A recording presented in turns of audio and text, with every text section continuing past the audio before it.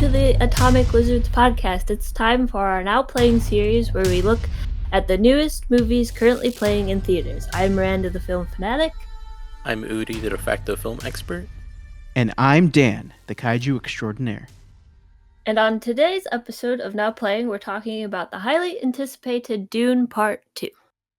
Per the description on Letterboxd, following the mythic journey of Paul Atreides as he unites with Chani and the Fremen, while on a path of revenge against the conspirators who destroyed his family, he faces a choice between the love of his life and the fate of the known universe, and Paul endeavors to prevent a terrible future only he can foresee.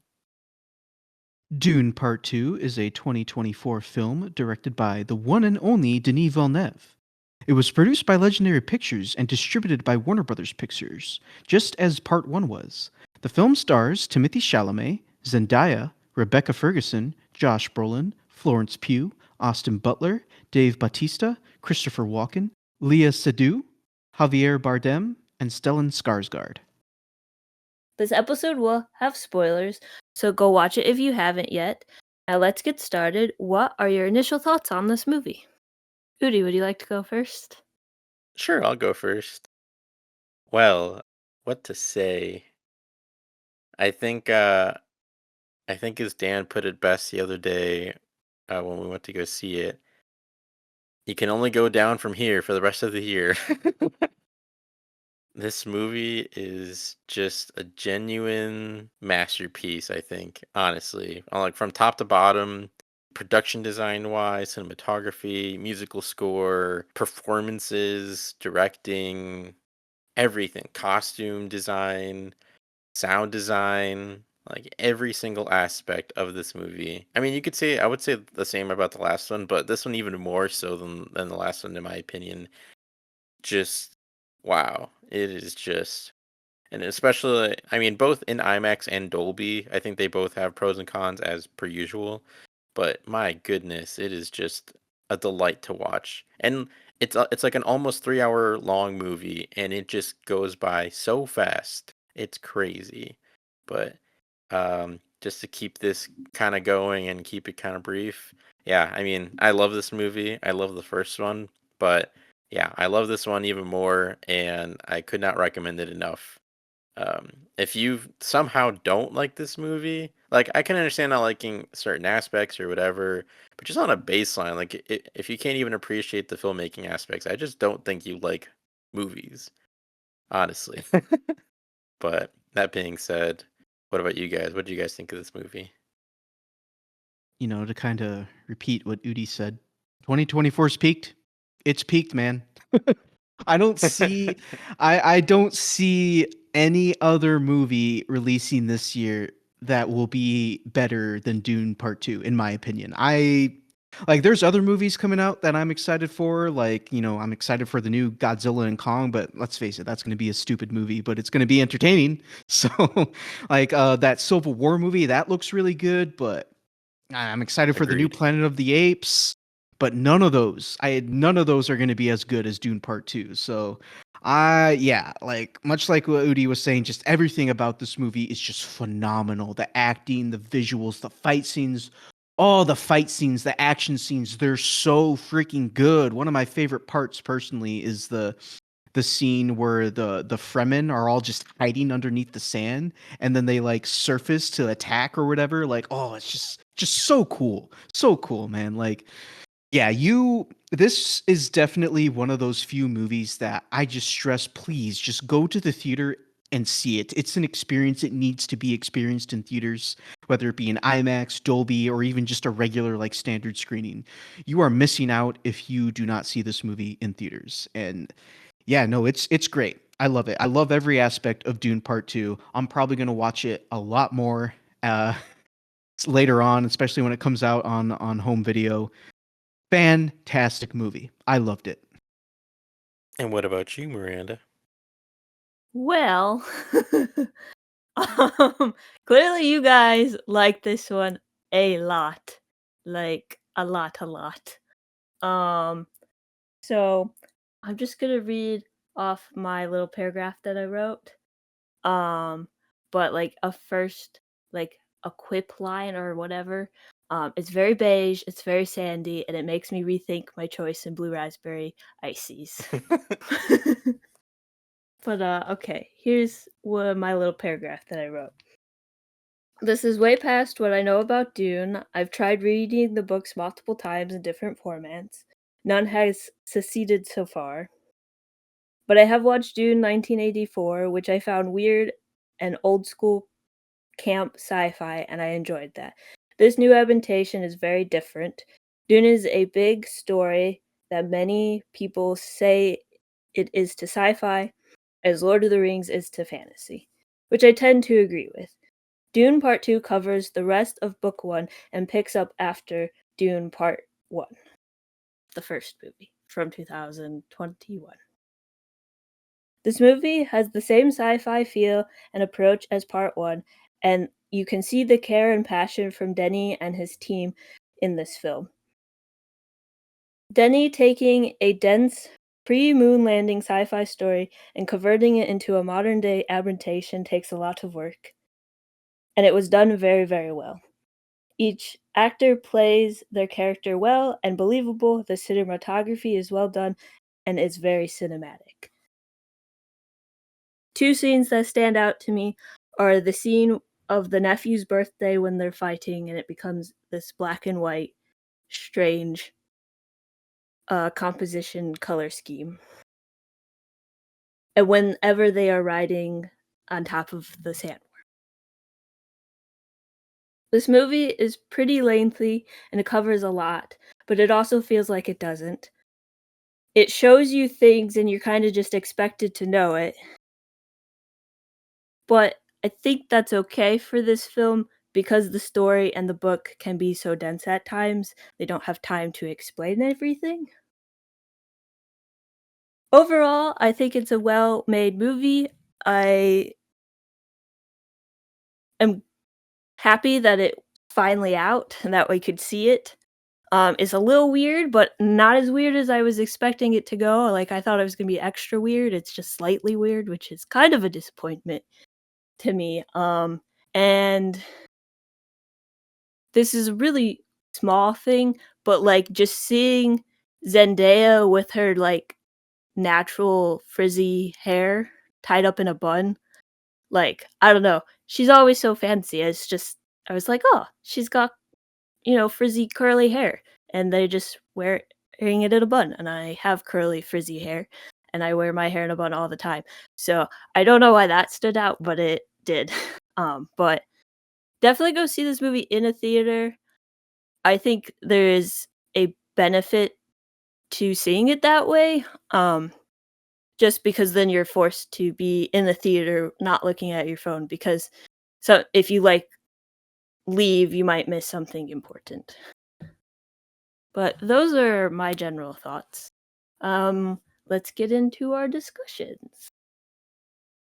Oh, I just wanted to say real quick, on your comments are on your comment saying to like, go see it in the theater so you're not looking at your phone. Like, yeah, you definitely want to pay attention to these movies because if you're not paying attention, you're gonna get lost.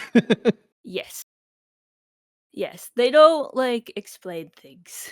There's not much exposition.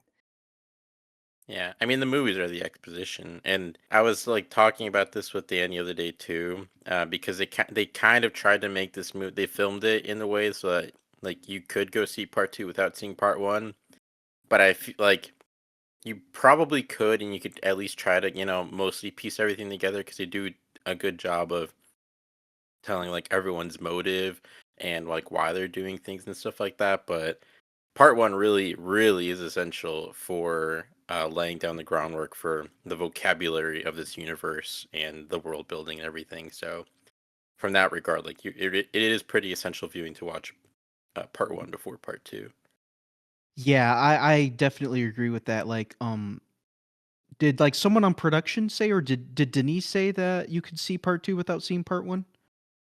Yeah, I was like watching an interview and he said that they really tried their best to make it so like obviously it would be better if you watch part one, but he was like we try to make it so that if you like for whatever reason if you just wanted to go see part two in theaters, like you could just do that and to the best of their abilities they tried to make it like kind of standalone. Gotcha. Okay, that makes sense. But despite like the people who worked on the film themselves saying, yes, you can watch this without watching part one, don't do that. Please go see part one before you go see part two. Or, just watch Dune 1984, the miniseries from 2001. Or you Why could not do all of them? that. Or yeah, just watch all of them. Going back to like the things you were saying as well before we start the discussion, just because I don't know if you picked up on this, but um, did you know that the Colosseum scene in part two took place on the Harkonnen homeworld, Gidi Prime? No, Oh th- yeah, I didn't know that. They didn't even, like, I just assumed that it was somewhere. I was gonna say, Miranda, to be honest with you, not even I picked up on that at first. Cause like I assumed that Denis was just being artsy with like the coloring Me and whatnot. too. So like I was like, oh I was okay, like, ooh, cool. yeah, Denis just being artsy. But then Udi was like, yeah, that took place on the Harkonnen homeworld. And I was like, wait, what, really? And then I thought about it and I was like, that makes sense.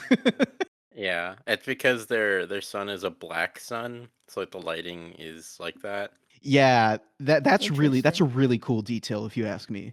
That's I'm really sure Yeah, cool. that comes from a very detailed paragraph or chapter in the book somewhere in the Dune universe. probably yeah. But yeah, I just thought that was. I figured I'd share that because I wasn't sure if you knew, and like Dan didn't know. Um, I don't. I mean, I don't know if it was just from interviews that I knew that. I don't remember honestly, but You haven't read the book yet, have you? no, I haven't. Yeah, okay. I do want to, but I also want to like read the graphic novelizations of the first book. So I haven't decided which one I want to do yet, but I do want to read them as well. You Uh, might need to take notes. yeah, yeah. That's But kind of what stopped me because I know that they're very, very dense. I yeah. mean, personally, I would recommend you actually just read the original novel first because while I haven't read the graphic novel, I don't know if they like abridge a few things and like cut a few things Mm, out from the original book. So, that Would makes say sense. like I would say that like part the first third of the book is really similar to the first graphic novel, the orange one, not the blue one. Um they follow they very much follow the same line as the first Dune movie from Denny. Like they all follow like the same line. There's some details and some like exposition like stuff missing because the graphic novel was a graphic novel compared to the book. Same with the movie. Like it's basically the same story. It's just at least for me, it's easier for me to read the book and then read the graphic novels with it to like help like connect things. Yeah, that makes To sense. so you could read them at the same time. Yeah, yeah. I mean, I might just read the book. Plus, like having watched the movies, like I know the vocabulary and stuff. So like in theory, it shouldn't be as hard to follow along now that I can kind of visualize. But I mean, I don't know. Yeah. We'll see. Well, I'm sure when Dune Messiah comes out, we'll give the listeners an update on whether or not we've actually read Dune. Yeah, I really, really hope that we get Dune Messiah. I thought I had read like an article that it was greenlit, but I guess not. So hopefully, I really hope so. I really want to get that third one. I mean, they probably should make it because basically part one is a mini war to set up a slightly larger war to set up a universe war. So be kind of open ended, kind of. It'd be odd to end it where this one ends. Yeah, I mean, I feel like this definitely feels more conclusive, at least than part one did, because part one was literally just like, yeah, this is just setting up the very beginning of the story. But yeah, I mean, I definitely feel like it would be unsatisfying. I mean, I'm a big Denis fan, so just automatically I'd be upset. But it would definitely feel a little unsatisfying to not get part three. Yeah, it would be unsatisfying. to not get part 3. So I hope they do make it. Um, so we can see more of how Paul Atreides, is as a person. Well, I just want to say real quick, Warner Brothers, do you hate money? Because if you do, then yeah, don't make part 3. It is David Zaslav though, so I mean, they need to make it and release it, not just chuck it in a bin. This is true. But to talk about Dune Part 2, the movie, and not the future or the past, what do you guys feel, or how do you guys feel about the anti-hero nature of Paul Atreides in this adaptation? And like the overall messaging of appropriation and a propaganda. So that's an interesting question because, like, I never got the sense that Paul was an anti-hero. Like, when was he ever like? Because I was looking at the question too, and it said something about like him like briefly going to the dark side. When did that happen? Because I guess I just never picked up on that in the movie. well, yeah, it's just like it's him slipping kind of to the dark side in this movie, because him accepting becoming the Kwisatz Haderach, is basically him turning to the dark side. I mean, it's him embracing the prophecy that was laid like before him, but it's also him going through with this path that he knows will lead to well, not necessarily genocide, I guess, but well, I guess so. That's kind of the whole thing. Yeah, genocide, like billions of lives lost, and weaponizing the Fremen, for war, for a holy Oh my war. gosh, he's Anakin Skywalker. Hmm. Sorry, I had to make the Star Interesting. Wars reference. I Yeah. had Oh, to. well, no, it's interesting because I guess I just never picked up on that. Huh. Okay. Yeah, and then like that was kind of seemingly because I picked up like this from like interviews, but that's seemingly what Frank Herbert's like intentions were. Like making Dune, like he was trying to raise awareness of the power and kind of like as a warning of religious figures and becoming like martyrs or becoming too powerful, et cetera, et cetera. So yeah, like Paul kind of giving into to that and like accepting his role as a Kwisatz Haderach is basically him kind of turning to the dark side. Now, I know we like just watched this movie, but I'm trying to think things over. Why is it that he decided to become the Kwisatz Haderach again? If he knew it was going to lead to famine and war? Well, I think it's just like he was just kind of stuck between a rock and a hard place. Like right in those scenes before, Gurney Halleck, he asks him like, "What are you gonna do when you feel the breath of war breathing down your neck? Like, how are you gonna react?" And so, like, once that happens, I believe it's right after Siege Tabr gets attacked by the Harkonnens, and like they don't really have a choice. Like they're like, oh well, we can't. We're gonna go to the south, but we need you to go with us. Like these people aren't gonna leave without you because you're like their deity to them. And he doesn't want to, and he's like saying how he can't, blah blah blah. But he knows that them staying in the north will get them all killed.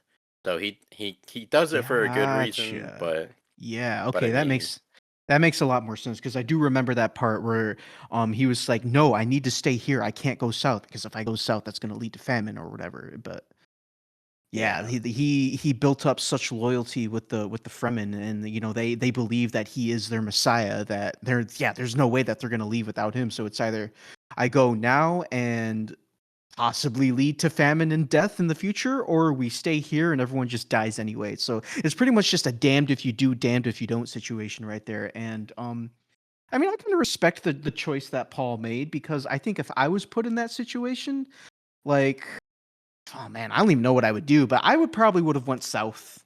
Cause yeah, it's like if we stay here, we're gonna die anyway. So we might as well just chance the future, you know? Yeah. And I will say, I'm not sure if I'm fully reading into this correctly, but I will say that I do feel like at least a little bit of him is still trying to do the right thing. Like, I don't think he's fully just like I don't think he's 100% Darth Vader or anything right now, but I mean, he's definitely more leaning on, you know, to like the quote unquote dark side. But I do feel like part of him is still trying to do like the right thing. He's trying to ride that fine line, but I guess we'll see in Dude Messiah for sure. But yeah, I think the other thing too is he also didn't want to lose Chani, and so like he knew that by doing this he would lose Chani, but at least she's still alive. Hmm. So Did Yeah, he that also too. see the future yeah, because he took the poison and now can communicate with his unborn sister? he Yes. Which can is see various weird. futures, but like depending on so the way like the kind of looking into the future works seemingly. I mean, at least for him, I don't know for everyone, but it's like they see various futures all at the same time, and by their actions and the outcomes of those actions, things change as they're like happening. This is correct. Yeah, so like nothing is concrete. Yeah. So Um it's not like I've seen millions of timelines and this is the one timeline where everyone comes out y- okay-ish. It's not Well, yeah. like a Doctor kind of. Strange thing.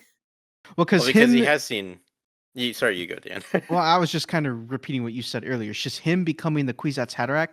Like, yeah, he like Udi explained, he's just seen all the futures all at the same time now, like millions of different branching timelines. Now, whether any of those futures will come true or not, that remains to be seen. So basically, he's Darth Vader and Doctor Strange.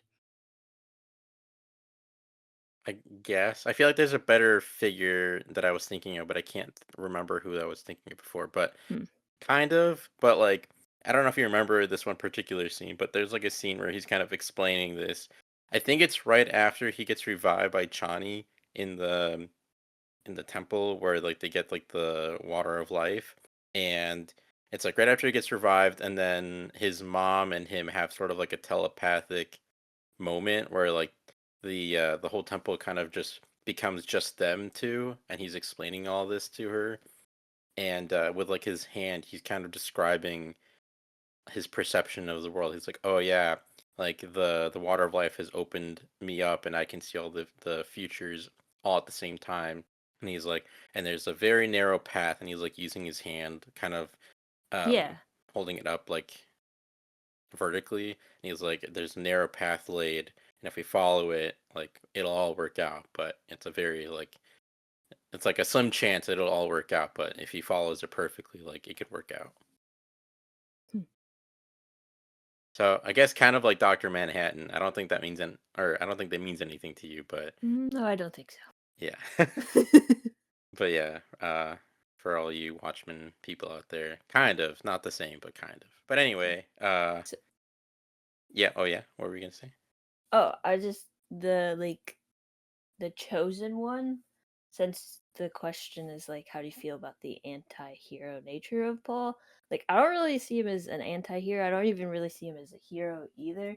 But in my notes, I do have written down that I don't think Paul is the chosen one. I think, well, obviously, to some extent, he's being forced into this role because they chose him. Well, I guess technically that would make him the chosen one. Anyways, they're forcing everyone to participate in this lie slash plan that they've just made up.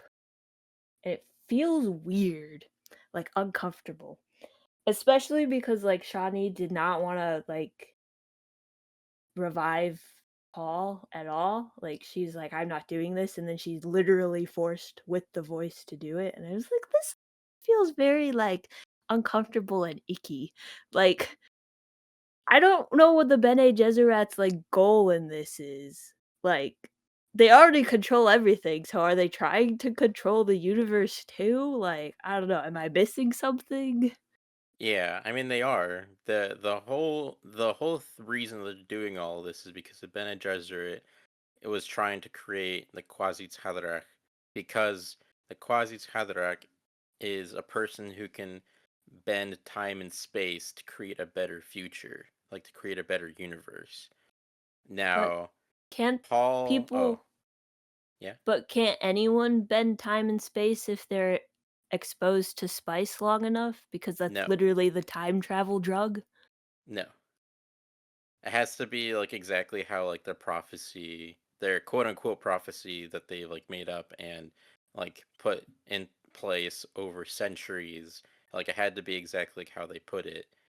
Hmm. Um, but that being said, Paul did accept his role in the prophecy at the end of the movie to become like the Quasi Haderach, but it's not exactly as like the Bene Gesserit wanted because like he's not really on their side, and I think that was the goal, was that like the Bene Gesserit or that like the Quasi Haderach would be on their side, and like that'd be something like their ultimate weapon or ultimate power, but he doesn't really seemingly care about them or like them.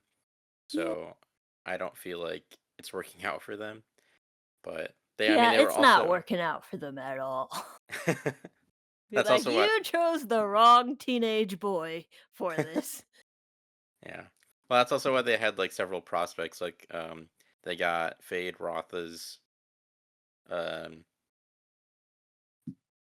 I guess, The future Baron's child. nephew?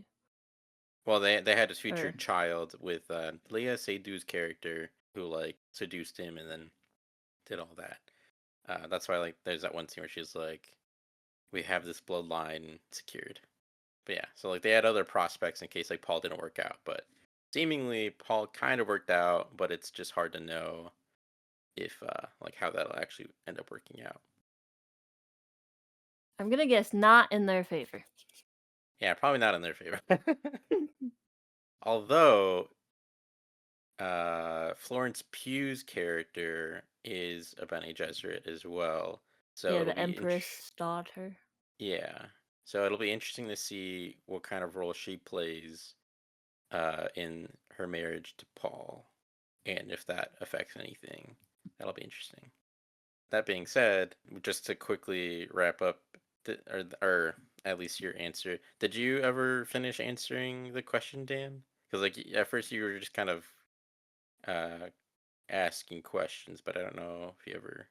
I don't know if you really have an answer, I guess, but Well, I just want to say, well, because I think I said earlier that like I don't disagree with the choice that Paul made because yeah, it was either die now, have everyone die now, or push forward and possibly have everyone die in the future. We don't know if that's the definitive future or not. So I respected his choice. But I also wanted to comment earlier. I agree with Miranda. I don't think Paul is an anti-hero. I wouldn't consider him an anti-hero, at least personally. He just doesn't seem like one to me because yeah, you could argue, okay, he's purposefully putting everyone's lives in danger by choosing to become the Kwisatz Haderach.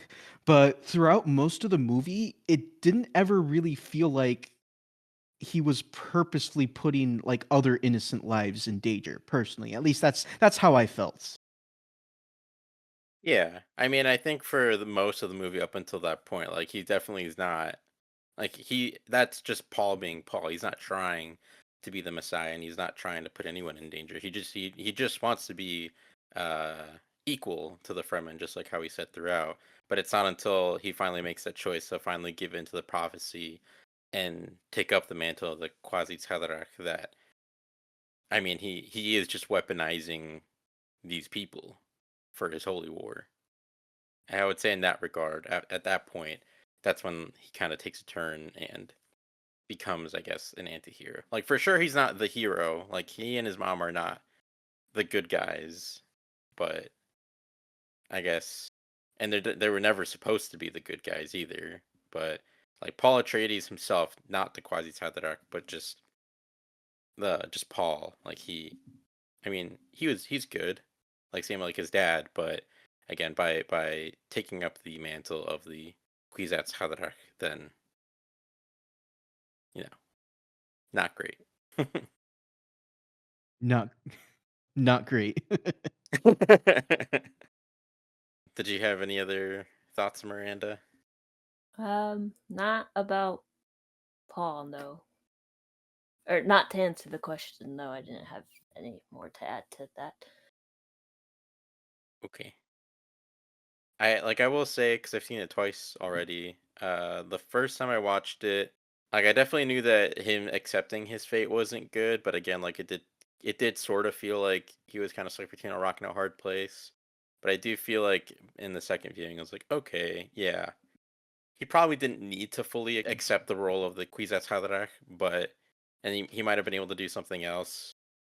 So in that regard, I feel like I mean, he still had a choice. He wasn't forced to like to do that, but he did kind of he gave in to like the voices um and all of that, I guess, because that's what he listened to. Like he asked uh Jamis, I think that's how you say his name. The guy from the first like part 1 who he killed, who he was seeing in his visions before he killed him. Like that's who he refers to like as like I guess like the voices in his head in like part 2, I guess at least. Um because that's like how that's like his coach, I guess. And so he was talking to the voice, and then the voice told him that he had to do that, and then that way he would be able to see the future. And so he gave in and did that. But yeah, I definitely feel like in my second viewing, it definitely came across more that he is more of an anti-hero role. And then obviously, I think from my even from my first viewing, his mom, Lady Jessica, definitely I was like, yeah, that's not her her becoming the Reverend Mother. I mean, her becoming the Reverend Mother, I mean, made sense because again, like it's like she said in the movie, it's like, well, it was either that or they died, so it wasn't really much of a choice. But her then choosing to use that position of power to further indoctrinate and convince the Fremen that Paul was their Messiah and keep spreading all this propaganda and to appropriate their culture as a weapon to further, I guess, infect their minds. I mean, yeah, that's she's definitely not a great person. And I mean, in like the vision that Paul had, like the person that led him down the path where that led to all of the billions of people dying was his mom. So, yeah, I would say that she's definitely not a good guy. Yeah, I would agree. You're right. She did kind of just exploit this culture's own beliefs to her own end. Yeah. And I mean, like, I mean, she's Bene Gesserit and she's kind of going along with the plan, but she did kind of turn it into using it for her own means, I guess. And again, just weaponizing these people's beliefs and faith. So anyway, if we don't have any more thoughts on all of that, what do you guys think of the Kwisatz Haderach prophecy and the overall Bene Gesserit meddling? We kind of touched on this a bit, I guess, but Yeah, we talked about this when I said that they're basically forcing everyone, and it felt not great. yeah. I mean, So it's not supposed to feel great. I mean, it's definitely supposed to be like a bad yeah, thing. it's supposed to feel that way. Like you're supposed to be like, this is not right. Why are you doing this? Yeah. So like they definitely achieved that feeling and how you're supposed to be reacting to this story. Yeah, for sure. Agreed. What about you, Dan? I think that the whole setup behind the Fremen prophecy is kind of cool because like the Fremen themselves as a culture, like they really do believe that there will be a Messiah that will lead them to greener pastures. And it's interesting because if you go back to Dune Part 1, like they have this type of like just saying that they'll just randomly say to like foreigners or whatnot to kind of test them to see if they are the Messiah that their prophecies foretelling and whatnot. So I do kind of like that whole aspect. I think that's kind of cool, but like Miranda said, sometimes parts of the prophecy are just kind of forced and like, yeah, that's not great. So but I like the setup there. And like the Benny Gesserit meddling, like I mean, it's expected. You got this kind of secret power kind of pulling the strings in the background. You know, the Benny Gesserit, all they want is control, and they're gonna do what they can to get the control, the type of control that they want to have. So I think it all works very well for the way it's set up and the way it's implemented into the movie. Agreed. Yeah. Yeah, I mean, I feel like pretty much everything you guys have said has been spot on. I will say that, like, I mean, yeah, obviously, for sure, like, nothing that they're doing is good. And, like Dan said, like, all that they're doing is trying to set up control of the entire universe. And in a way, that's kind of like what their role has been throughout history is like they've just been carefully carving their own path and controlling everything behind the scenes, just in the shadows, and just trying to further strengthen their grip on the entire universe.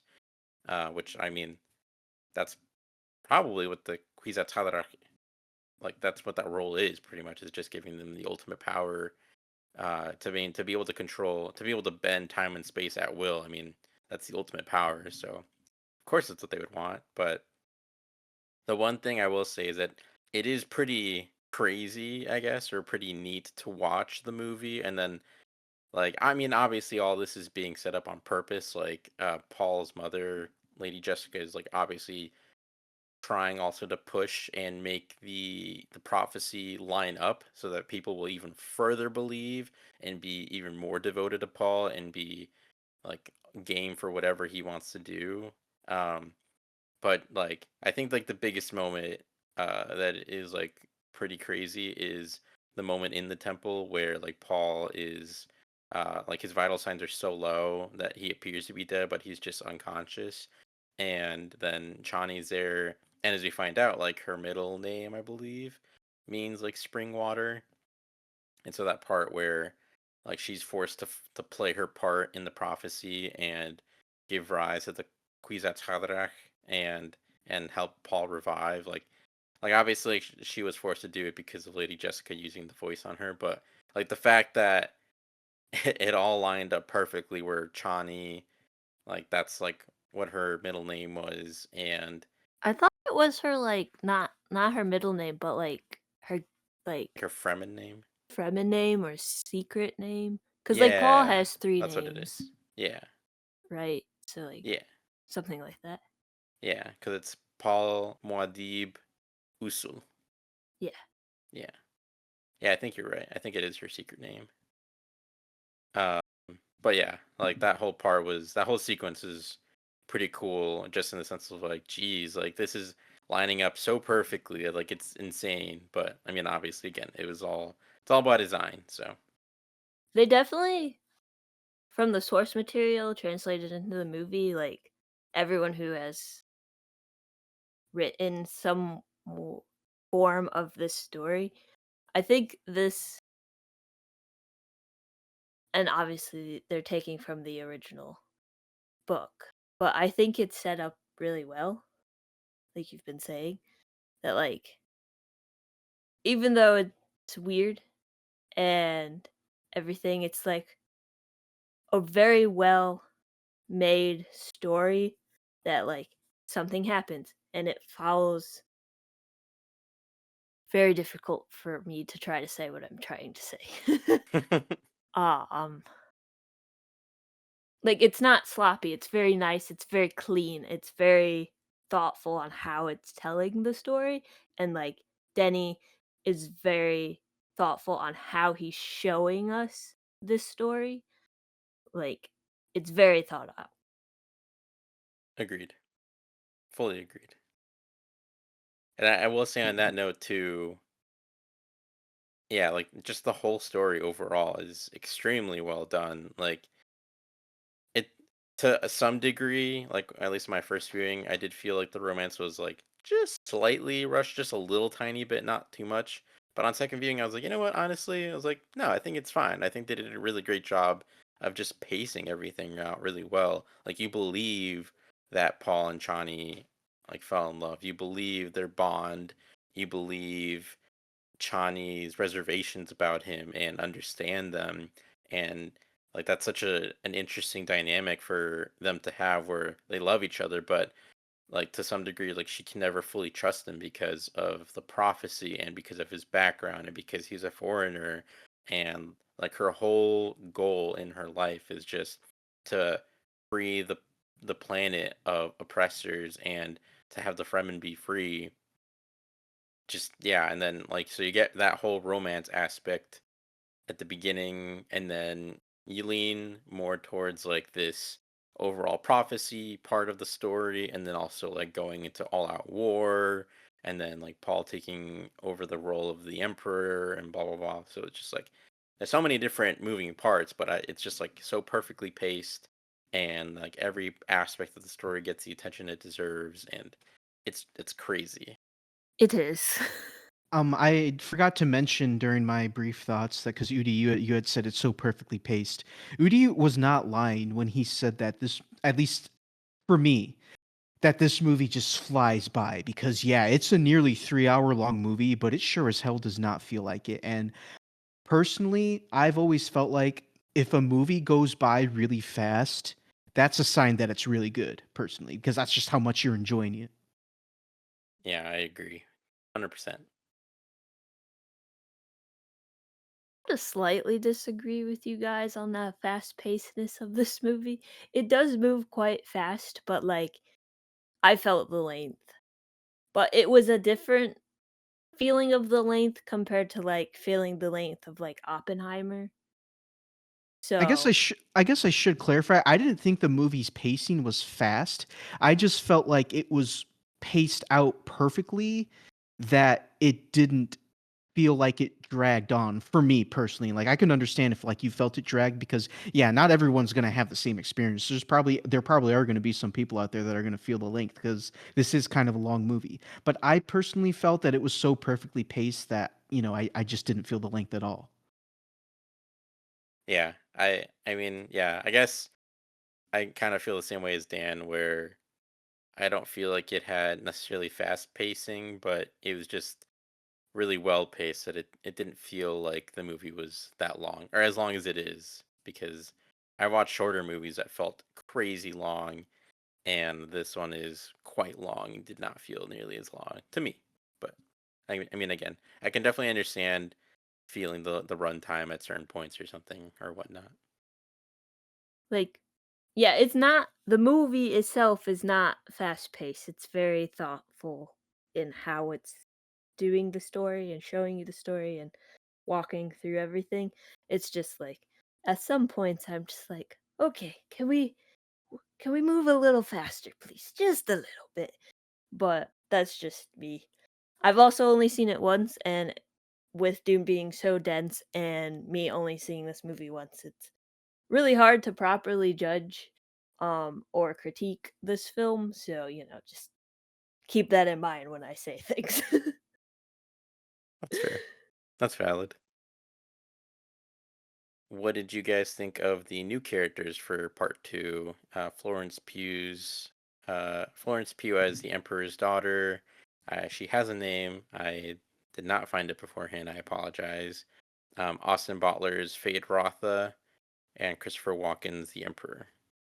Now, I will admit, Florence Pugh's Benny Gesserit character and Christopher Walken as the Emperor, both of those characters did not really leave that big of an impression on me. So I don't really have a lot to say. I mean, they both played their parts well, I feel, but I don't know. There just wasn't anything exciting or special about their characters that really stuck out to me. On I would the have to agree with that. Yeah, They're kind of just there. yeah, exactly. I just felt like yeah, they're just there, especially Florence Pugh's character, honestly. Now, on the other hand, Austin Butler's character, Fade Rotha, oh boy, like he left an impression on me. Now, when I saw Dune the first time, I saw it with Udi because we're best friends. We see like every movie together. But when we went and saw Dune, I turned to him and I was like, dude, the way they set up Fade Rotha was so cool because like he's not even really in the movie that much, but like they set him up to show just like they don't give him a lot of screen time, but in the little screen time that he does have, like they set him up perfectly to show how dangerous he is. I think I could be wrong, but I think the first time we ever see Fade Rotha is during that gladiator like Coliseum scene on the Harkonnen homeworld. And he's like fighting three of the like last remaining like soldiers or whatever from House Atreides. And like two of them are drugged, but one of them aren't. And like he single-handedly like just defeats all three of them. Now granted two of them were drugged, but like still the fact that one of them wasn't, and he was still able to defeat them like seemingly so easily, just shows you how dangerous he is. And it's like just that right there, like, is all you need to like see how just, I don't want to say the word dangerous again because I've said that like 3 times already, but just see how scary I guess this character is. And like there's even a moment where he like wants like Beast Robin, Dave Bautista's character, to like kiss his feet because he's like, "Oh, you embarrassed us." And so he like all he does is just like one swift movement, like completely has Dave Bautista on the floor, like right next to his feet. And sure enough, Dave Bautista goes to kiss his feet. It's like, God damn, like this dude is insane. And like I said, it's just, I just find it so cool because like they didn't really need to do a lot of setup for him. And he still came out as like this super effective villain. And like, I thought that was so cool. And the fight between him and Paul at the end, awesome. Just awesome. That's all I got to say. Yeah. He I want to say they don't even introduce Fade until like almost halfway through the movie, which is crazy because maybe it's not that far in, but it feels like it's kind of that far in. But even still, like you get through this, I don't know, let's say a third of the movie. Let's say a third of the movie. You get through a third of the movie, and then they introduce like one of the main antagonists of the story, and it's Fade Rotha. And like you said, they just like from the very beginning, just super effective characterization and like super effective like scene chewing where he's just like demonstrating just through his acting and what's going on, how messed up he is, how strong he is, how lethal he is, and just yeah, like he really doesn't have a lot of screen time because it's only his intro on Gidi Prime, and then it's him after that fight talking to his uncle, and then having the interaction with Lady Margot Fenring, played by Leah Seydoux, and then it's him showing up on Arrakis or like being on the ship before, and then that's when he has that interaction with Beast Robin, and then after that, then he's on Arrakis after they bombed Siege Tabre, and then after that, it's basically just the end. Like he's really not in the movie for that long, but his presence is felt throughout, and it's yeah, it's crazy. But yeah, also Yeah. I did finally look it up just quickly before you give your thoughts, Miranda. Florence Pugh's character is Princess Irulan. Wait, Florence Pugh's character is the Princess Irulan? Yeah, Was Oh, Irulan. huh. Yeah, I have no idea why, but I thought Anya Taylor-Joy was Princess Irulan for oh, some that reason. is that's Paul's sister. the Yeah, that's Paul's sister. sister. I don't know why, but I was trying to remember. But I was just trying to, because I thought Princess Irulan was. I guess I was getting confused on to what she was because I thought she was Paul's sister, but I guess she's the Empress's daughter, which makes sense because she's the Princess Irulan. But yeah, Yeah. okay. Yeah, I will say on that note, I did not know that Anya Taylor-Joy was in this movie. So when she popped up on screen, I was like, "What? Anya's in this? Like, she's gonna hopefully be in Dune Messiah." I was like, "Holy crap!" I gotta say, I'm surprised you were able to go without seeing that she was in the movie with how chronically online we all are because like she was at the Dune premiere and like that was making headlines like Anya Taylor-Joy is at the Dune premiere. So Yeah, I Yeah, saw that she was there, and I was like, "Oh, well, Florence Pugh or her is gonna be the weird fetus sister." So, yeah, which, y- if you watched Dune '84, you would have known about. yeah. No, yeah. I've been avoiding all things Dune just because. I mean, I don't need to be sold on the movie. I knew from the moment that Dune Part One was a thing, I was gonna go see Part Two. So like, I I watched the trailers just because I was in the spot where, well, I went to go see the re-release of Part One in IMAX, and then they had like an exclusive. They showed a trailer at the end, and then they also showed the sequence when Paul first rides a sandworm. So like I'd already watched that before, and I didn't really want to, but I was with friends, and I was like, we're already here. And I was like, okay, fine, but um, yeah, I didn't really need to look anything up. So after that, I was like, well, I mean, I'm already sold. I didn't need to be sold anymore, so I'm not gonna look anything up. So, I did not know, which is cool. But anyway, yeah, what did you think of the new characters, Miranda? Yeah, I mean, Florence Pugh was in it. She talked to some people. Christopher Walken was in it. He didn't really do anything. Um, and then the nephew of the Baron. He was creepy. I didn't like him. Um, but yeah, I kind of agree with what you've been saying. Presence is felt throughout the whole film, and like the moments he is on screen, it's like pretty like impactful. Like they definitely use the character well. Um, I mean, I don't really have much more to add than what you guys have already said. That's fair.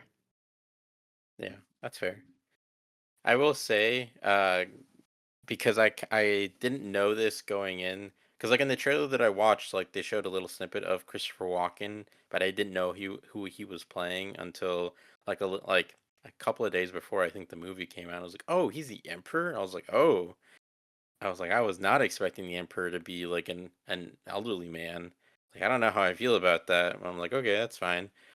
But I think the bigger thing for me was like I don't know how I felt about Christopher Walken because while yes he is like a legendary actor, I've only ever seen him do like comedy or I mean I've seen him do like comedy with like some seriousness, but still like his big thing is I feel like has been comedy and then obviously like I've watched a lot of different Christopher Walken impressions, which for the record, Austin Butler does a crazy great Christopher Walken impression. My goodness. But anyway, yeah, so I wasn't sure how I was gonna feel about that.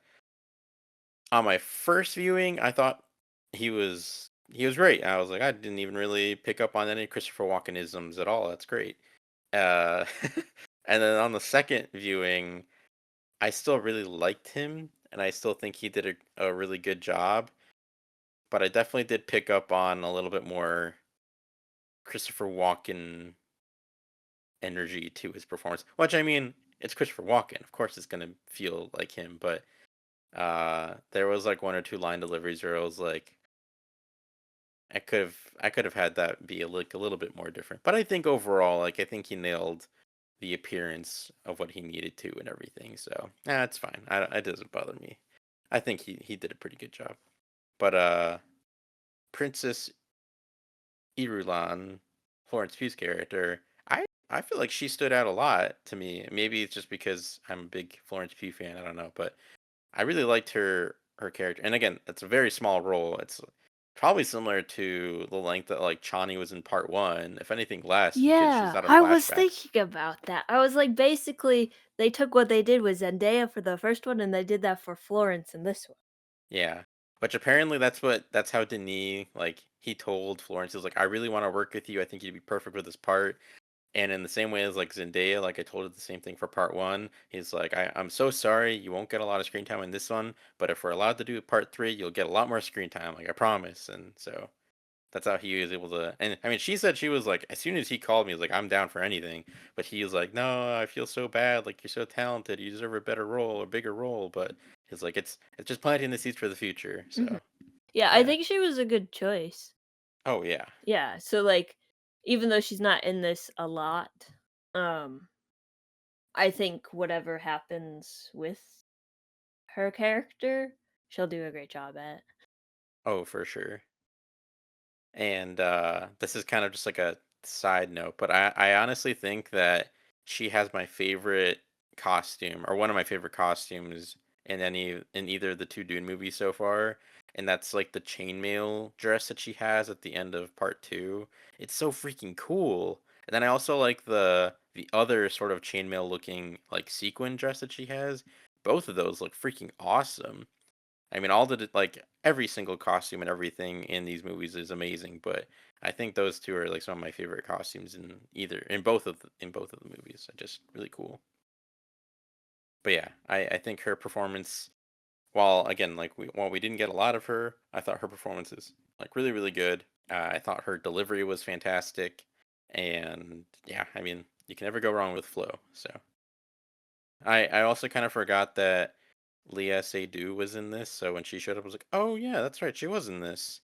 I was like, "Well, I don't know if she'll play much of a part in Dune Messiah if she's in that movie at all, but I know that her character in the Dune books is also isn't like pretty sure isn't super big." So She probably won't pop up too much more again. But yeah, that talking about characters, who is your favorite character in part two? The Alaskan bullworm, aka the sandworm. Shai Hulud. I mean, I don't really have a favorite character, but I do like the sandworms. They're very cool. Like, especially the first one, the sound design for them, just the way they like move through the sand. I think all that is really neat. Oh yeah, like that sort of like it's not bubbling, but that sort of like warping effect on the sand before they show up is so freaking hmm cool. It's like when you put like sand or like paint on a speaker and it like does Yeah, that bubble stuff, and I'm like, that's really cool. I really yeah. like that. What about you, Dan? Without a doubt, Stilgar. He's Stilgar. definitely my Oh favorite yeah. character. I love Stilgar. Like, I know one moment that me and you both like in particular is when I think it's near the beginning of the movie. I forget what exactly Paul. Oh, it's when the lady Jessica goes to take the water of life and she ends up surviving. And like Stilgar and all the other Fremen who believe in the prophecy are like, see, it's just like the prophecy foretold. And then Chani's like, no, she's a Bene Gesserit. Of course, she was always going to survive. And then Paul chimes in. He's like, no, actually, Chani's right. My mother was only able to survive because her body is specifically trained to counteract these types of poisons. So it's not because of the prophecy. And then later, Stilgar is talking with everyone. He's like, oh, well, of course he wouldn't say that he's our Messiah. He's too humble to admit that he's our Messiah. Like it's just little things like that. It's just I love Stilgar. He's great. And then I also love when he puts Paul to the test and he's like, you have to cross over to that sand dune over there. Be wary of the centipedes. Not the big centipedes; those are harmless. The small centipedes are the ones you gotta worry about. And then he's also like, also be wary of like the desert spirits. Rah! He like tries to scare Paul, and then he's like, no, it's all right. I'm just joking. But actually, no, I'm not. Actually, be wary of the spirits. Like just like little things like that are great, and that's what helps make Stilgar stand out in my eyes. Yeah, I agree. Stilgar was just a delight in this movie. I feel like my favorite character is probably Chani, I would say.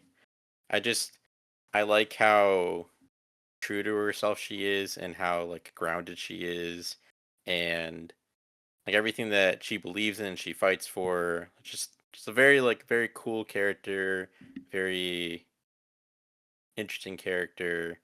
And I think it's interesting how like her name has to do with like the prophecy that the Bene Gesserit has been setting up on her planet for all these years, and she doesn't like her secret name because of that aspect, and she doesn't want anything to do with the prophecy. She doesn't believe in it. She doesn't believe in any of that, and so I think it's cool that um, she's just very much herself, and she stands by that, and she fights for her people, and all she wants is the liberation of her people and the best of for her people. So I just I really like that, and then obviously Zendaya's fantastic, and all that. So Yeah, I was gonna say you can't go wrong with Zendaya.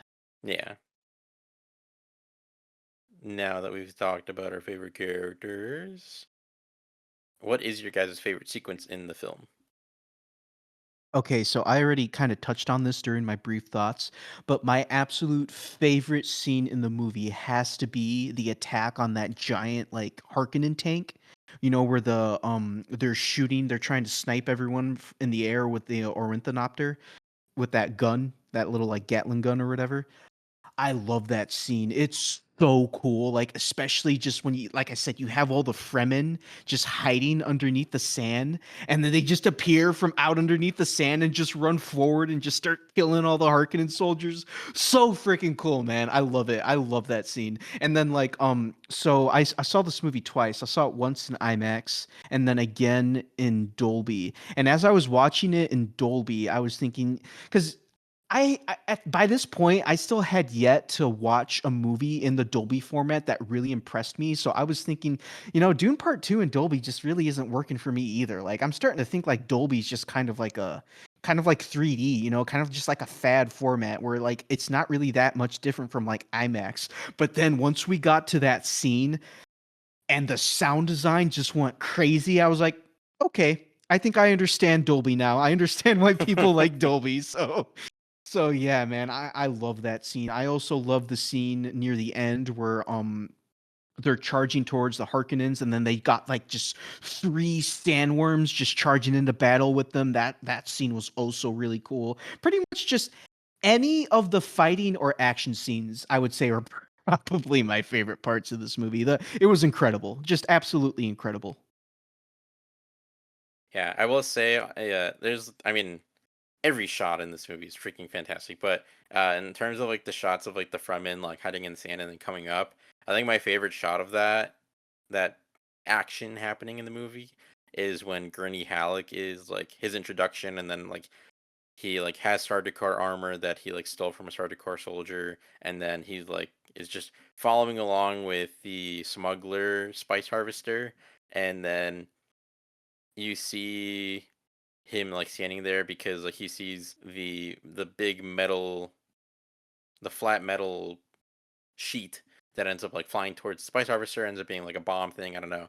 And then he's just standing there with like his sword, and then all of a sudden you just see like a ton of Fremen just pop out of the sand all at once, and it's just him in the middle, and then all these Fremen coming up from under the sand, standing up all at once. Like, holy crap! Dude, I also just remembered that other scene where it's like I don't know if this was the scene you were referencing, but it's like super like I don't know how to explain it. There's just like a lot of sand in the air, like they're in the middle of a sandstorm, and like Fremen are just like appearing out and just taking out Harkonnens like quietly, and then disappearing back into like the fog or whatever. That scene was also really cool.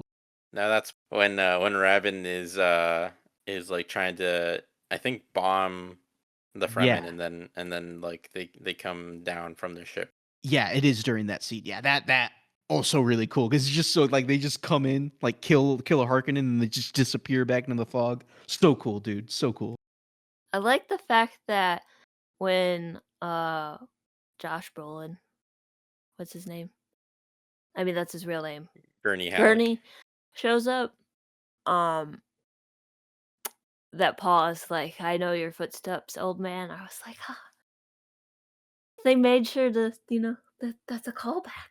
Like, oh. Because like it's a very like it was part of his like teachings in the first one. Um Paul's teachings. Gurney teaching Paul on like combat and stuff. So I liked like that little like callback.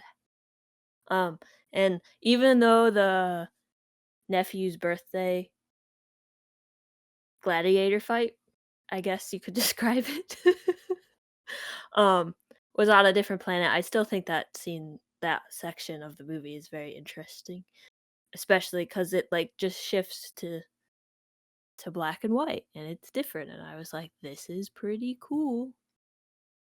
Um, like it's such a interesting contrast compared to the very orange, very beige, very sandy rest of the film. So I would love to see the From canvas, uh, those things where they break down each film frame by frame and like do it by color. I would love to see what Dune looks like. I'm sure it's a bunch of orange with like a good section of black and white in there. That was cool. Of course, riding the sandworms were cool. The movie is very well made, so like there's not really any scenes I like think were bad or anything. Well, that's good. Yeah. Oh, and I liked when Paul was underground and he has his little breathing tube and the little kangaroo mouse, which he is named after. Paul is named after. Shows up and he's like, "Go away, go away." I liked that little moment. Yeah, the desert mouse is probably like my favorite creature in Dune. I mean, that and the sandworm are pretty cool, but I think it's just so cute. I like how he can make his little water. But yeah, I also like the name of the desert mice, Muad'Dib. I think, well, one, I think it's funny that that's what he chooses as like his Fremen name, and then it ends up being like this whole thing with like Stilgar. He's like, oh no, it's a very powerful name and all that. Like, it's just, I don't know, it's funny that he kind of chose like a silly name and it ended up being like a whole big thing. And then it just like further, like pushing this agenda of him being the Messiah. Honestly, I feel like he could have chosen any name and Stilgar would have found a way to be like, "Oh, but you see, this actually means that you're the best out of all of us," or something crazy like that. Yeah. Which, like, we already talked about that scene, but just like his face when he's saying it, like, oh, of course he'd be too humble to think he's the Messiah. If he's the Messiah, blah, blah, blah, blah.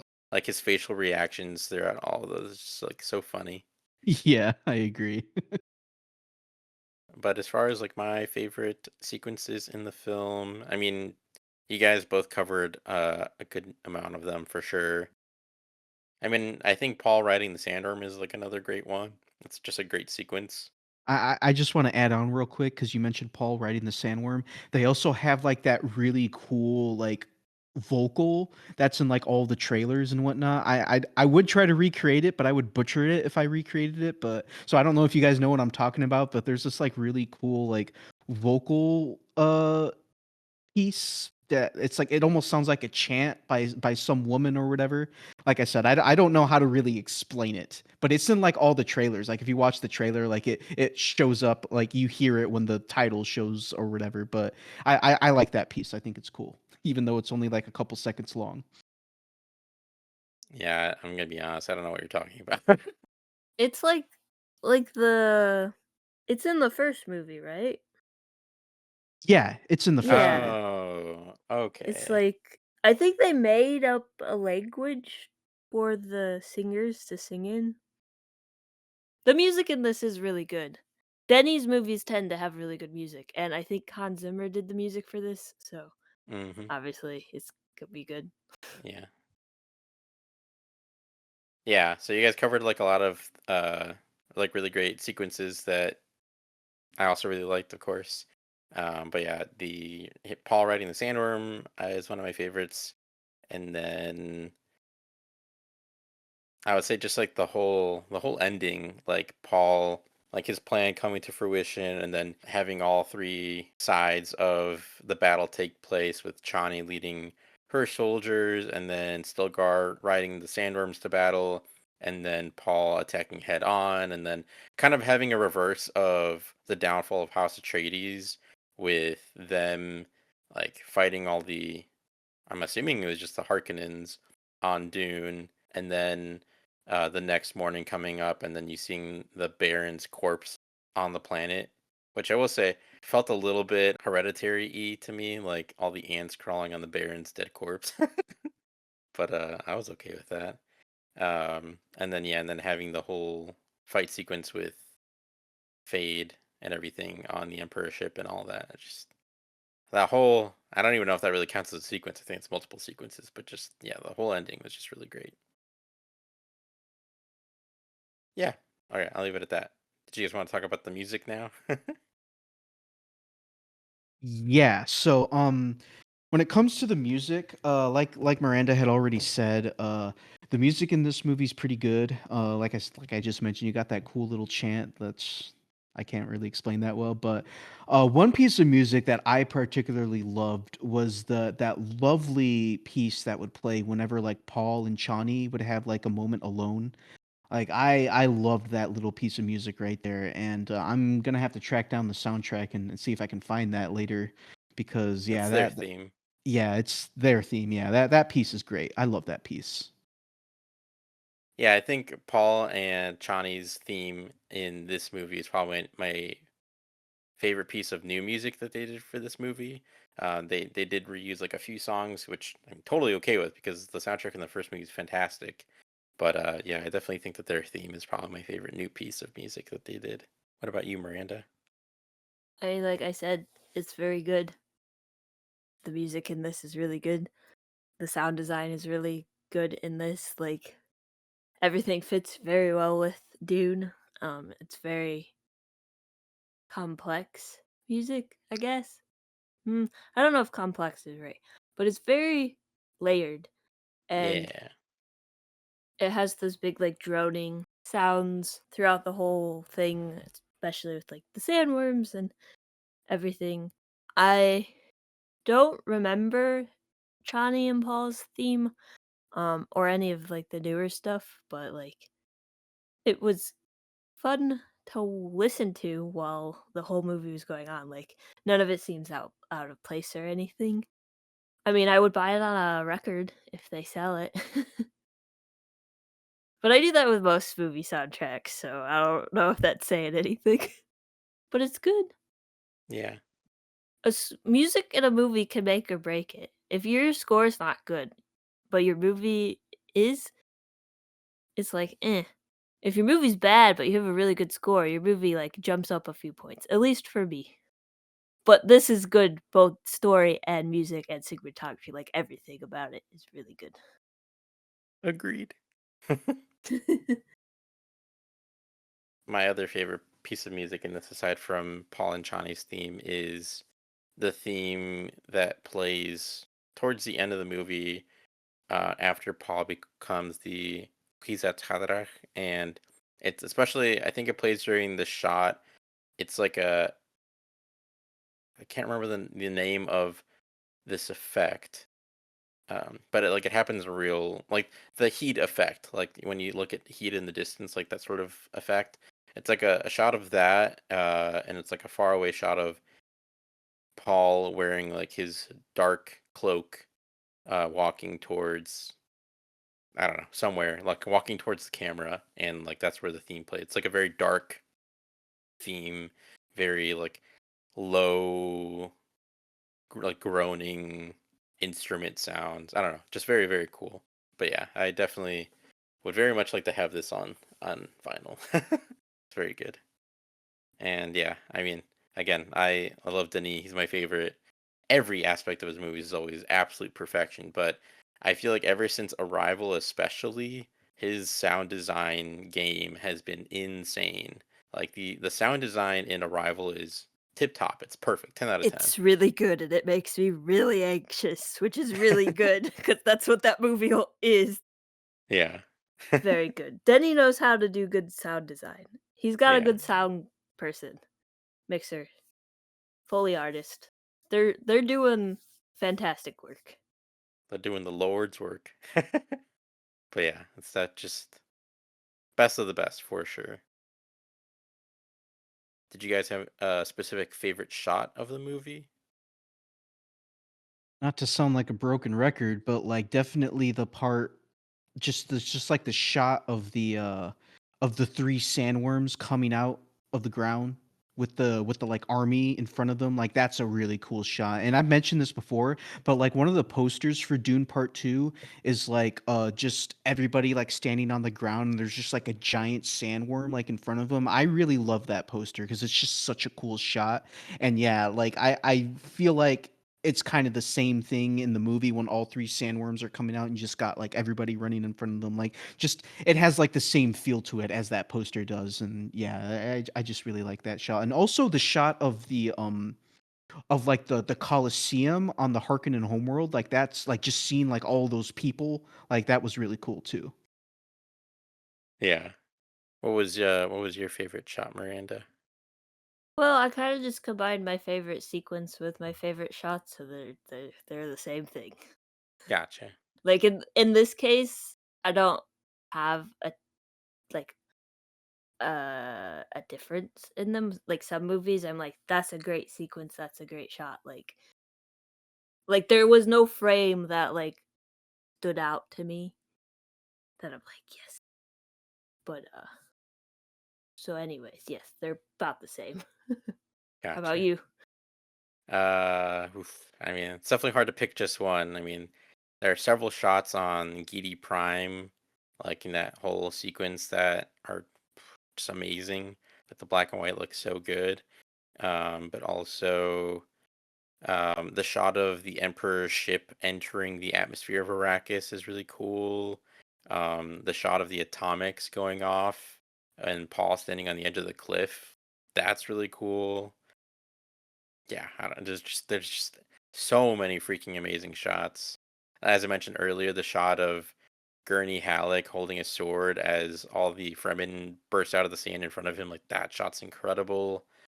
Um, yeah, just my props to Greg Fraser. My goodness, between the two Dune movies and the Batman, I think he's cemented himself as one of the greatest cinematographers ever in history. He's phenomenal. Not gonna argue with that.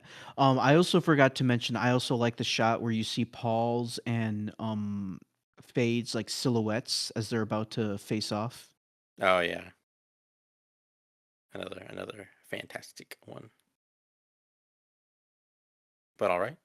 Did you guys have any other favorite things of the movie you would like to talk about before we move on? Okay.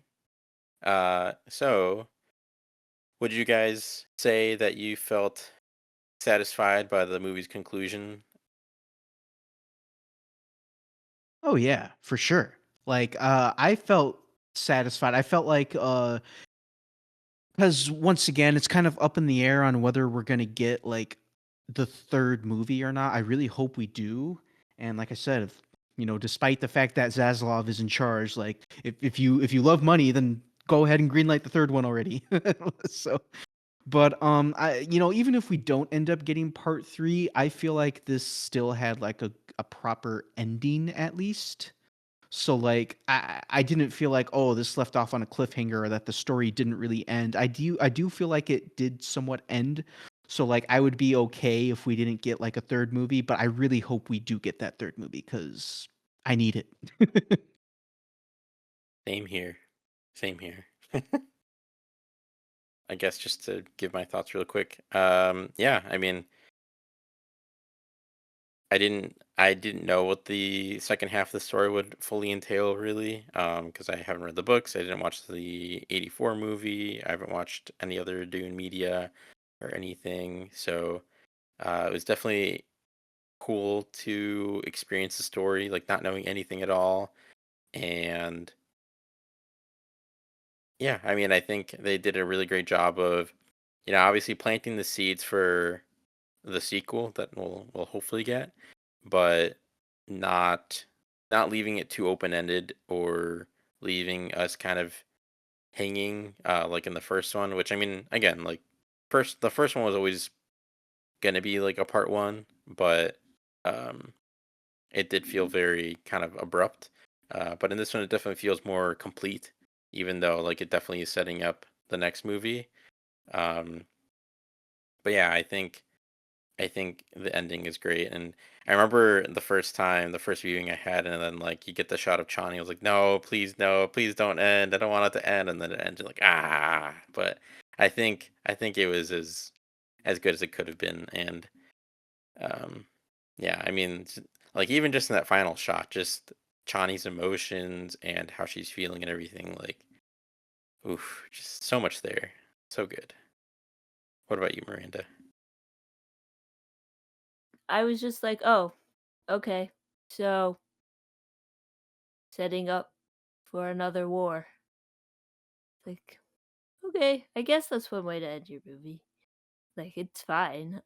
It doesn't feel like a second movie in a trilogy, which is good because they tend to not be great. um, Even though everyone says Empire Strikes Back is the greatest Star Wars movie, which I do not agree with because it's just the middle of the bigger story. And the only reason people like it is because of the third part, due to the context. So in this case, it's not a middle part, it's like a good conclusion to part one. And I think that comes from the fact that this is the first book. The book is a complete story, and that is what they told. Like, you don't really need Dune Messiah. I mean, they can make it. I mean, it will expand more on this universe and these characters. And um, I don't know how many books are in the Dune series. So, as like a standalone story of two movies, I think it works really well. All right, that makes sense. Yeah, and I mean, to your point, I mean, yeah, it is definitely interesting because I mean, Denis said he would only want to do up to Dune Messiah, and then after that, like that would be his last Dune movie, assuming he's like able to do it and everything. But yeah, I mean, Dune Part Two is literally just the ending of the first like book, the first story. So it isn't really like the second movie in like a trilogy, like you're saying. Like it is just kind of the ending of the first one. So it's interesting because that doesn't usually happen. But yeah, it's Yeah, very good. they don't usually do it that way. And I think it's probably a good thing that they did Dune as part 1, part 2 instead of trying to break it up into 3 trilogies because I think the book is broken up into 3 parts. Um, so them, like, combining the middle parts and, like, doing that works really well with the story because, like, I think things could have been expanded, but I don't think they needed to be expanded. Like, it's a complete story. Yeah, I agree. And like I have heard of some things that got cut from like either they weren't in the movie or they were just straight up cut from part two. Like Thufir Hawat, he was like the Atreides human computer from Dune Part One. That actor, Stephen McKinley something. He has like a three name. I can't remember his third name, but that actor, I love that actor. He apparently shot scenes for Dune Part Two, but they were cut unfortunately. But in the book, he also survives. But like now that he wasn't shown in the movie, now like we don't know what his fate was in these movies now.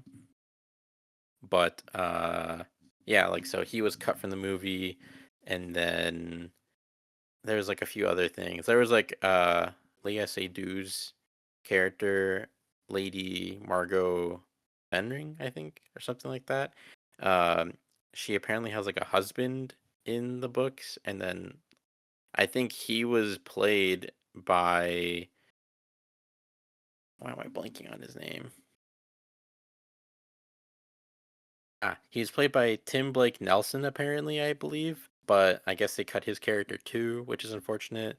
I mean, I don't know anything about that character, but I mean, I like Tim Blake Nelson, and I've heard people say that like Tim Blake Nelson would have been perfect for the role. So it is what it is. But yeah, I think they did a good job of picking and choosing which elements to adapt and which ones to kind of cut by the wayside, and then just make into very streamlined adaptations.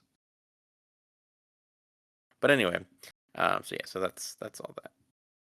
This is sort of a random question, just because I want to hear your guys' thoughts on it. I mean, I don't know if you guys know the answer to this. I don't know the answer to this, but I thought it was interesting. So, you know, in that one sequence in the temple where we see how they retrieve the water of life, and it's just from like a baby sandworm who, like, they put in water and then it just kind of drowns and dies, well, seemingly dies.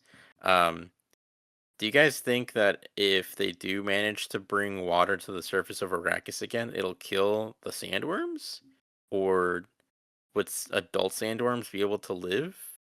Or because the whole thing is that uh like this is explained in Dune Part 1, they discovered that there was water underneath the sands on Arrakis, and they were like setting up stations, like ecological stations, to help bring the water to the surface. But once the spice was discovered, they stopped because, of course, using spice, I mean, they could use it as the fuel source of like for hyperspace, hyperspeed travel, whatever. Um, so it quickly became like a super sought after thing, and so they stopped trying to bring the water to the surface because then you would lose the spice. But so if they achieve their mission of bringing water to the surface of Arrakis, will that kill the sandworms? What do you guys think?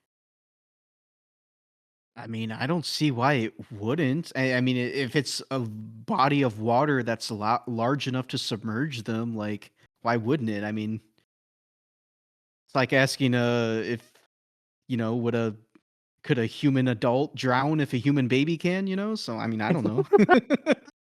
That's fair. So I guess that's um I mean, yeah, there you go. Answer resolved. well, because I'm just trying to think, like, I mean, I didn't mean to, like, I didn't mean, I didn't mean to, like, insult you or anything, but I'm just trying to think, like, why wouldn't they? Why would they survive or whatever? Like, unless adult sandworms can swim or something. I mean, I don't know. I mean, it depends how much water that they put on the planet.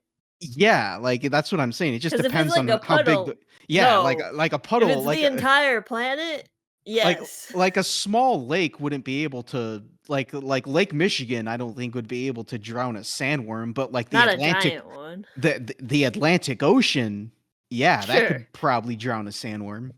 Yeah. Well, that's the other. Well, because like in the one shot or the one sequence with Anya Taylor-Joy in the movie, there like it's her going over like a sand dune, and then after she gets over, it's just like ocean. So I don't know. I mean, I don't know how much of the planet the water will or would cover, and I mean, would the sandworms just stay in the sand parts then? And also, how deep are they in the like underneath the sand? Because if there is water underneath the sand, then how are they not swimming in it? But also, Maybe they are. I mean, maybe they are, I guess, true. But I mean, yeah, because like water snakes exist, and I mean, I know a sandworm isn't a snake, but it is kind of close to a snake in a Maybe way. it is, in fact, the Alaska bullworm from SpongeBob. Well, my thing is that if sandworms, like, let's say, could swim and like there is water underneath the sand dunes of Arrakis, and the sandworms are swimming in it, why would the baby drown? Like, you would think it would be adapted to already survive in the waters beneath Arrakis. I feel Yeah, like the lady was, like, holding it underwater, like, making it stay underwater. Well, And she then was. stabbed, like, a giant thing through its mouth, so, like but that was after it died. Yeah, that's how you get the blood of life or the water of okay, life. but, like, she didn't just let it go and swim around, so maybe they can swim in water, but, like, she purposely drowned. Yeah, maybe they can, and like, yeah, because yeah, she was drowning it, so it couldn't breathe. But yeah, I I wonder don't if the know. book has an answer. Yeah. I have no idea. I mean, maybe Google has an answer, but I didn't Google it. I wanted to ask you guys. And I then mean, it's an Dan, interesting question, like Okay, yeah. Once again, Udi, I'm sorry. I didn't mean to make you feel stupid or no, no, anything, but no. I just had like a Peter Parker moment in No Way Home where he's just standing there. He's like, "Well, when you put it like that," yeah. because I mean, I don't know. that's what I thought of when you were asking the question. I was like, wait, what do you mean? Oh god. Oh, I'm crying. I'm sorry. It was just so funny because I went on like a super long, just like tangent of just like asking this question. Then you're like, well, I mean, if a baby dies or if a baby can't swim and then drowns, like when an adult that couldn't swim or whatever drowned, and it's like, oh, I mean, yeah, Well, because like the difference there is a baby like can't help it. So like a baby would yeah, drown because it doesn't know how to swim. Adults well, can it learn how to depends how swim, old the but baby is, yeah, because yeah. sometimes, like, depending on the age of the baby, they will flip themselves over and float. hmm, But the fact of the matter is, yeah, both can drown. So like an yeah, adult may know how to swim, but an adult can still drown. So yeah. No, yeah, that's a good point. It's a good point. You So didn't what make me we're feel. saying is we need worm lifeguards at this dune beach so no one drowns and no sandworms drown. Exactly. Yeah. And actually, that part kind of reminded me of the sand dunes in Indiana.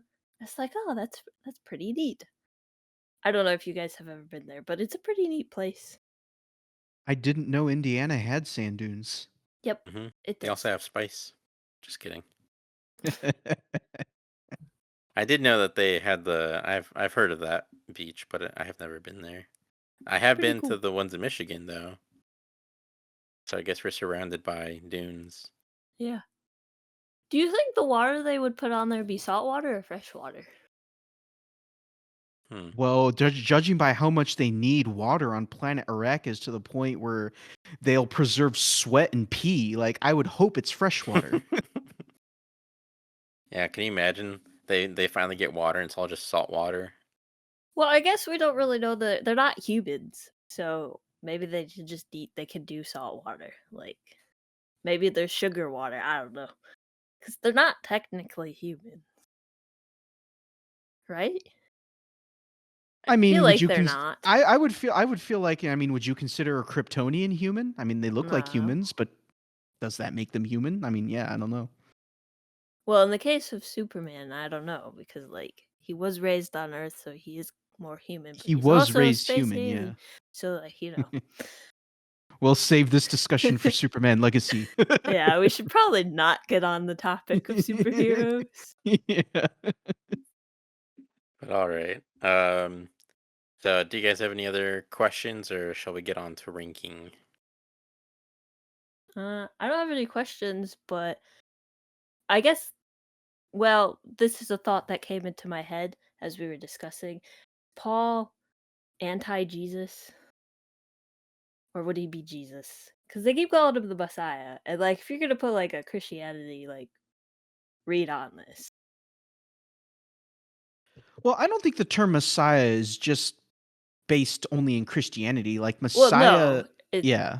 yeah, it's not. It's just so Looking at it that's from what that I lens. know, so that's what Yeah, I'm just looking at it from viewing that as. lens. I'm sure there's many different reads on this story. I just don't know what they are. I'm gonna say sure because Jesus walked on water, Paul walked on sand. So I mean, yeah, I mean, he is basically their Jesus, I guess.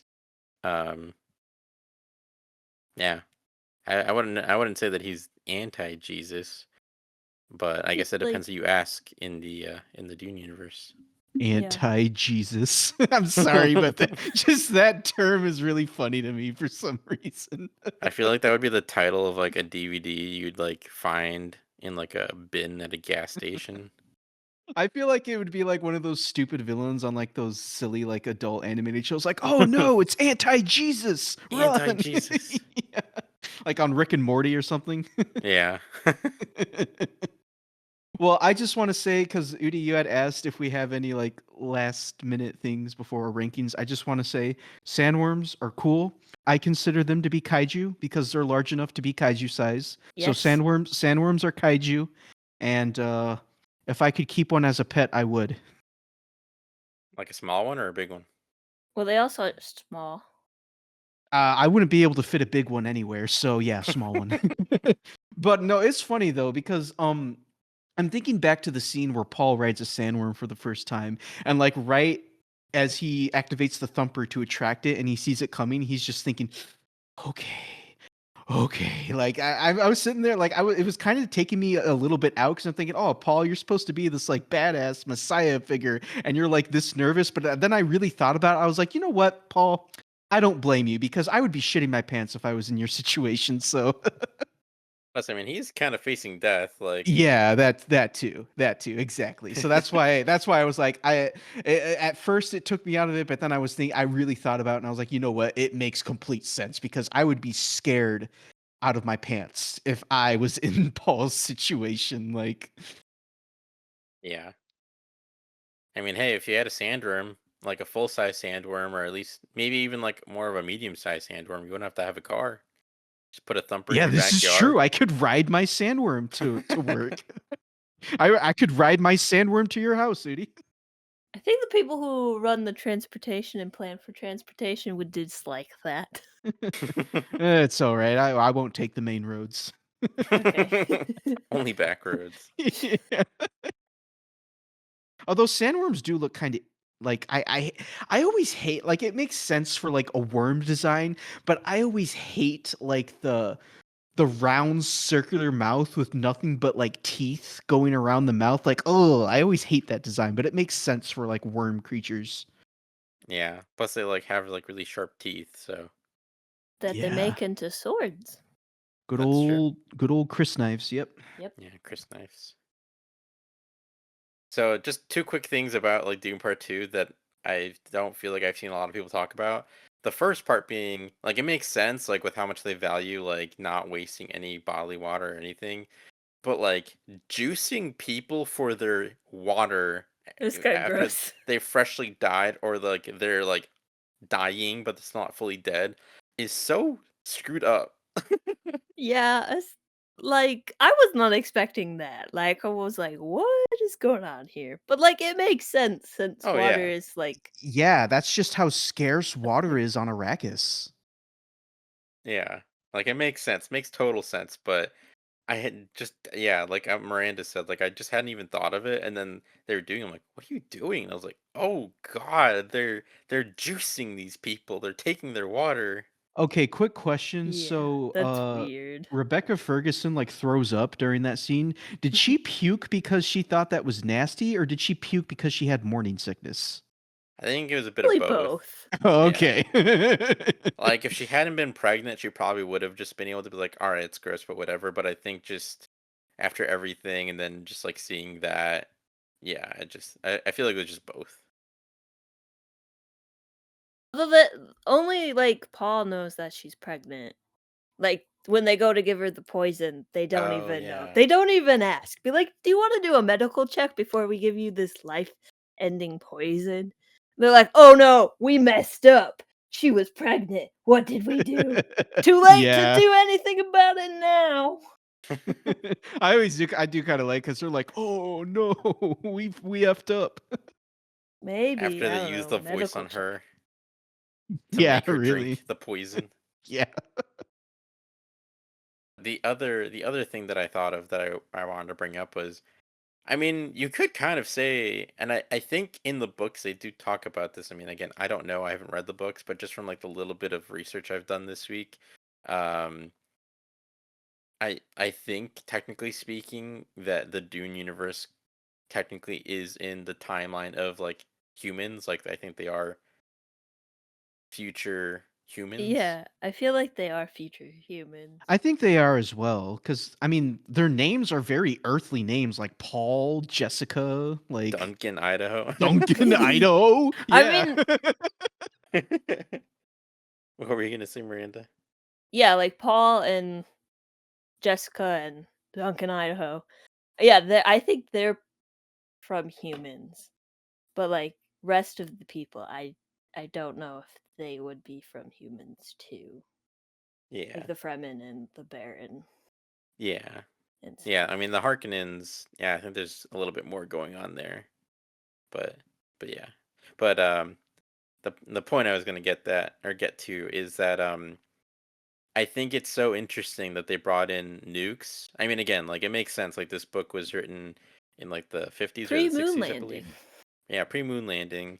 Um, but like it's very much like a state of the world, like looking at current events at that time and putting like the sci-fi skin on it, but like trying to make sense of all these things happening in the world. And I mean, as all good sci-fi does, trying to take things that are happening in the real world. You know, you change names, you change things, you change the setting, but it's very much kind of a conversation on current events. Mhm. Um, but like the fact that they added in nukes, I just thought was so interesting because I don't know, I thought they wouldn't be a thing, or like, oh, they just probably have like energy bombs or whatever. But like specifically like having them be like atomics, like atomic bombs, was like, wow, that's really interesting. Like having Yeah, the atomic arsenal play a part in this super futuristic story, I just thought was interesting. yeah, I wasn't expecting that. I was like, "Oh, okay. Yeah, that makes sense. Because if this is pre-moon landing and, like, all the stuff going on at that time, I was like, "Oh, okay. I guess that makes sense." And then my brain will automatically went to Godzilla and compared how this sci-fi story is so different to monster sci-fi kaiju of the time. Like, 2 different ends of like, on totally opposite ends of the spectrum there, but definitely was not expecting it. All right, who you got, Godzilla or a sandworm? Go. Just kidding. Who would win, Godzilla or Yeah, Sandworm? exactly. Probably Who would Godzilla. win, Godzilla or Sandworm? A Well, I sandworm Honestly, might actually heard honestly be bigger. Sandworm could eat Godzilla. well, not only that, but if the Sandworm could like get on Godzilla and constrain him and kind of like choke him out, you never know. Well, I mean, again, assuming that a sandworm isn't bigger than Godzilla. Yeah, I mean, it might be bigger lengthwise, but Godzilla's always going to be taller. Yeah, that's true. Oh yeah. Well, sandworms look so huge, but they said in part one that they can get as large as 400 meters. 400 meters is the size of a track, but just laid out. Like that's long, but Yeah, it's not that long, which is crazy to me because they look so big. But yeah, anyway, I mean, my thing for me, like for Godzilla, is that he has the atomic breath. So yeah, exactly. But like I said, if the Sandworm could find a way to like get on his body and like kind of constrain him like a python does to its prey, like it might have a chance. But that's I true. don't know. Maybe in the next Godzilla movie, they'll have to introduce a snake villain so that we can find out. Yeah, There we that's go. totally Yeah. what's gonna happen in Well, Godzilla technically, X Kong: A New Empire. I mean, it could with how We freaking don't know. batshit insane that movie looks. So But all right. Now that we've got a little sidetrack there. On topic. yeah, it's on topic. Dune topic. It was fine. Surprisingly, we've done a very good job of completely staying on topic. Yeah. Maybe that's a sign we should end the show so we don't get off topic. But on that note, uh how would you guys rank Dune Part 2? Starting with you, Miranda. I'm going to give it a 4 out of 5. It's it's not my favorite Denny movie. It's definitely not my least favorite Denny movie. Um I think it's well made. It's very pretty to look at. Yeah. So, what is your score? My score is it's a 5 out of 5. Woo! Yeah, that makes sense. Yeah. This was my most highly anticipated movie of last year probably, and then it got pushed to this year, and then it became like probably my most highly anticipated movie of this year, and it completely matched and surpassed all possible hopes and expectations I could have had for it. And yeah, I mean it was the perfect sequel. It was everything I could have wanted from it and more. And again, I mean, Denis my favorite. Just getting another Denis movie already makes me happy. Getting yet another masterpiece from him is just icing on top. And yeah, fantastic movie top to bottom, every single aspect. Yeah, there's not a single thing that I would be like, you know what, I would probably change this. Like, no, like the editing, the cinematography, the sound design, the score, the performances, the production design, costumes, everything, every single aspect, perfect. So, 5 out of 5. What about you, Dan? A half star. This movie gets a half star for me. That's it. That's all I got to say. Bye. All right, well. Dude, this movie, like I said, 2024 is peaked. Of course it's going to get a 5 star for me. Why wouldn't it get anything else? Yeah, but have you heard of this other movie called Madam Web? Oh, you know what? Yeah, that's Have you true. heard of the movie Godzilla minus one? It's second to Madam Web. Godzilla minus one was 2023. This is 2024, so. It was supposed to come out in 2023. Oh yeah, you know what? It was actually. It was supposed to come out in November, but the writer's strikes delayed it. So, and the actor's strike actually, not the writer's strike. But yeah, man. Once again, 2024's peaked. This movie is amazing. I already kind of want to go see it again. So like, it's awesome. Just like you guys have already said it. Just everything from the action to the acting to the score, just literally everything beautifully blends together to make this once every and I don't want to say once in a lifetime, but once every so couple of years, just special cinematic treat, and it's glorious. Just go see it if you can. It deserves to be seen. Yes, definitely don't sleep on seeing Dune Part 2 in theaters. Definitely see it in theaters. You will not regret it. But anyway, So we got a 5 and a 5 and a 4. And our total is 4.66, which rounds out to a 5. Woo! I think it's our first Yeah, I was 5. gonna say, is this our first 5-star movie? I think so. I don't know. Hold on. I could check. Yeah, sure, why not? Letterbox.com. That is our first 5. Woo! Dune Part 2 has officially been Atomic Lizard's first 5-star rated movie. Hell And yeah. honestly, I couldn't think of a more deserving movie, honestly. Yeah, same here.